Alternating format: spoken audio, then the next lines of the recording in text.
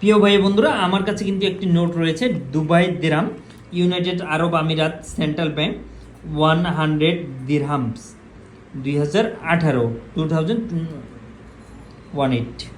ওকে, অনেকে জানতে চাচ্ছেন যে আসলে এই নোটগুলো চলবে কি চলবে না এবং দুবাইয়ের কত টাকার নোট হয়ে থাকে।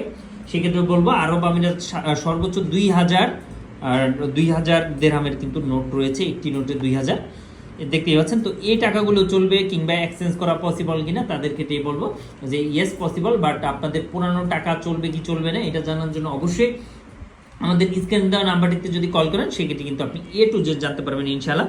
অনেকে জিজ্ঞেস করেন যে কয়েন আইটেমটা চলবে কিনা, তাদের ক্ষেত্রে বলবো যে না, সরি, আমরা খুবই দুঃখিত, কয়েন কোনো ধরনের কোনো আইটেম সাধারণত চলে না।